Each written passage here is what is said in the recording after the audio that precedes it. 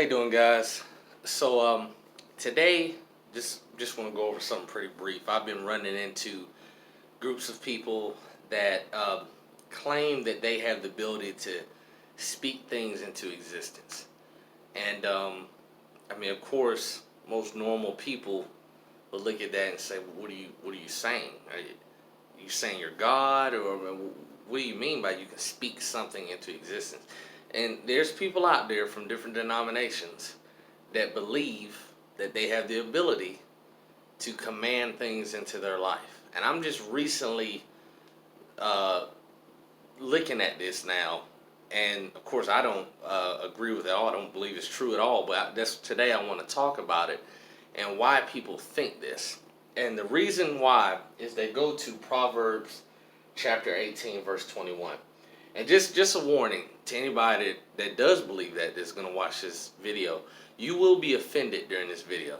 You're going to be offended because I'm going to break this down. I'm going to prove to you without a shadow of a doubt that you cannot speak anything into your life. You can't speak anything to existence. That ability, that power only belongs to God and not us as men. So here we go. You do not have the power to speak things into existence. And the easiest way to test this is say something. Say something you want to happen. If I say right now on camera, fly, I can fly. Y'all can see I'm not flying, right? I haven't left the ground. So, case closed, you do not have the power to speak things into existence. Now, certain people, I know this sounds crazy, but certain people will say, well, you know what, Brandon, you just don't have the ability to speak things into existence. But I can. They still believe that they can for some reason, that they're God's chosen person and they can speak things into existence. Tell that person to speak something. And what will usually happen is they'll make them an excuse and they won't do it right then and there in front of you. Or they'll just continue to lie to themselves. And they'll say, oh, it's just not the right time. God doesn't want me to do it right now. You know, I got to do it at a different interval. They just continue to make excuses. But when we go to Proverbs chapter 18, verse 21, I'm going to go there. Give me a second to get my Bible.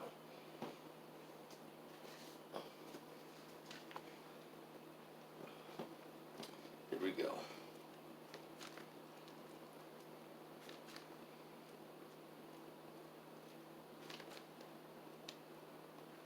And what I'm talking about today, I know a lot of people that watch my channel agree on many of the topics that I put out there, but there are people that actually believe this, and I'm not here to make fun of them or anything like that. It's just what I'm trying to do today is to help you to see that this just simply isn't possible for you. Even if you believe you can do it, you have to understand you're lying to yourself. If you keep saying, I can do this, I believe I can do this, you're believing a lie. Same way when I was in school, teachers would tell you, believe in yourself. You can do anything. This is a lie. That's a straight up lie. You can't do anything. That's the truth. So we're inundated, we're programmed from a young age to believe lies. You can do anything. Can you fly? Do you have superhuman strength? Are you intangible? Can you not die? Can you go into outer space and breathe the vacuum of space and not explode? I mean, can you walk through lava?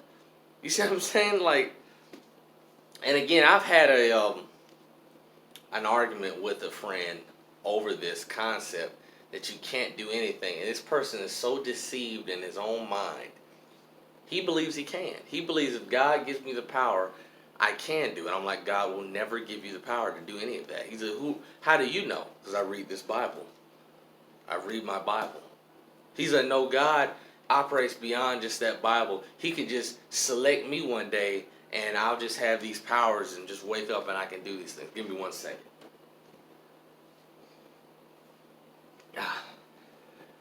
So, and I'm trying to tell him, I'm like, okay, this has never happened to you before, right? He's like, yeah, I'm just waiting on the day, and God's gonna choose me and just bestow upon me spiritual powers that you won't have. And I'm just like, you deceive yourself. These people deceive themselves because they don't believe this. They don't believe their KJV Bible. They're believing in things outside of the scriptures. Whatever comes into their imagination. Whatever Satan puts in their heart, so whatever they're listening to, being deceived by devils. Yeah, you're right. I do think God operates that way. God will just one day give me the ability to walk on water. You're right. You're right. It could happen. It could happen. Just they don't. This is not their authority. But here we go. I'm gonna get off topic. Proverbs chapter 18. I want to let people know we're going backwards now. We're going in the Old Testament. So we're going to a time where Jesus Christ, the law was in place from God to the nation of Israel. And predominantly throughout these books, they're about Israel. They're not about Gentiles. Some things are about the state of the world and how things are. And this is one of those verses that people will try to say, ha, I got you. Even across all dispensations, this would still be true. They'll try to say something like that. Let me see. 26.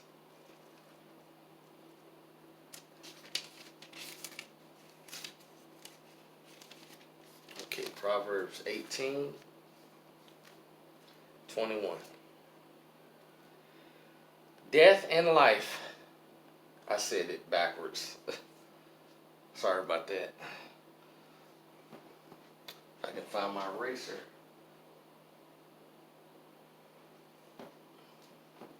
I'll just erase this. You guys just read along.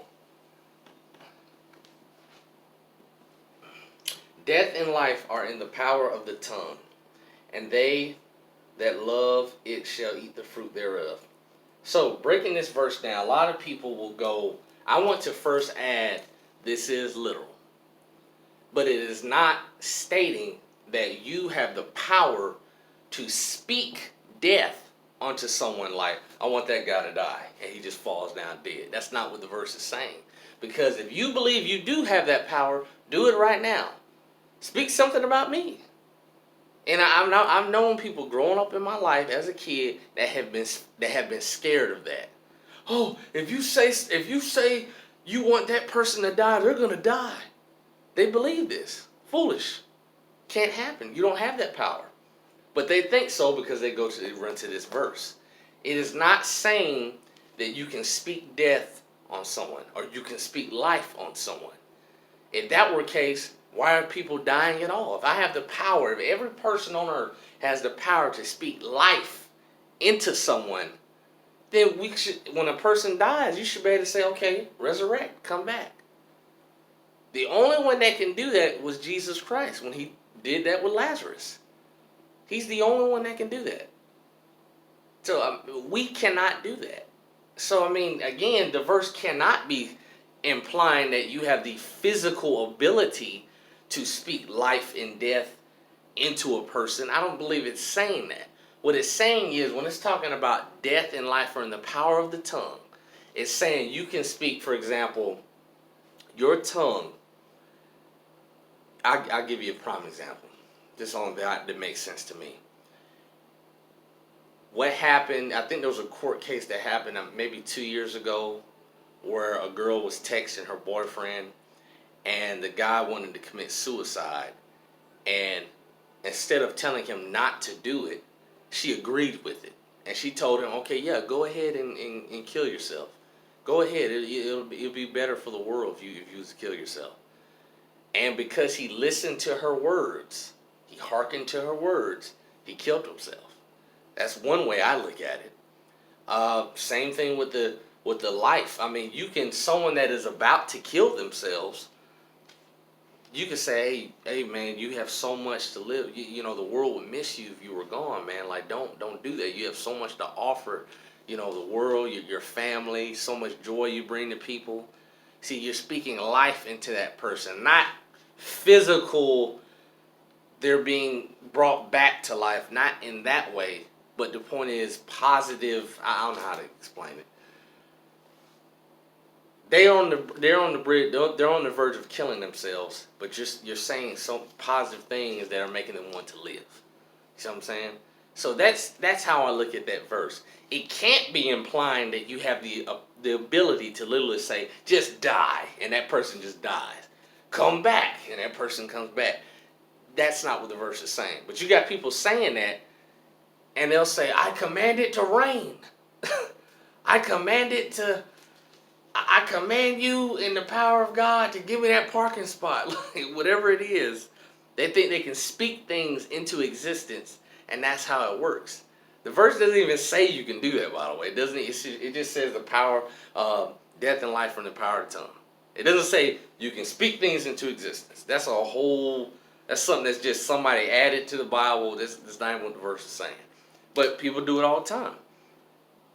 So, if anybody doesn't agree with the way I just broke that down, that's fine. Write it in the comments. I'm always, of course, open to being critiqued. But I definitely, put it this way, I definitely know that verse is not saying that we can speak life or death into existence. I know we can't do that. Can't be done. I've had many people send me death threats telling me to die, and I'm still alive. I've had people in my life say, "You're going to die." And I haven't died yet. Now, am I going to die, ironically? Well, yeah.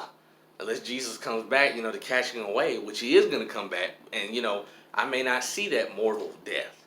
But, yeah, we're all going to die. You know what I'm saying? Just someone telling you, like, "Brandon, die now." They point at me, tell me to die. And I'm like, "Oh."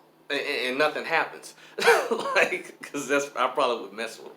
But I'm not going to die, because you can't speak death into it. Your words can't kill me. Your words can't bring me back to life. They can't do anything to me. See what I'm saying? So, but you got people that will disagree with what I'm saying, and they will say, "No, if you say you want such and such to die, they'll die." I believe it. I know they can. Even though I just proved on camera right here, I don't have the ability to do that. And my words can't do anything. They can't bring anything into existence. People still choose to believe whatever they're going to believe. Sad. So you got people running around saying, "I speak life onto you. I speak life onto you." Someone dying in their bed, right? They're on their deathbed. "I speak life into you." They got the cancer or maybe even the coronavirus, that's being spread around right now. And they think about, "I speak life onto you." That person's going to live. And that person still dies. So you know what's going to happen? That person might start to doubt God and say, "God, you let my friend die. You said I had the power to speak life on the people. I can just speak it into people, and they'll have life." So they doubt God now. When in reality, God never said you had the ability to literally give life to a person through your words. Not physical life, not like come back from the grave life or from being on the verge of sickness type power.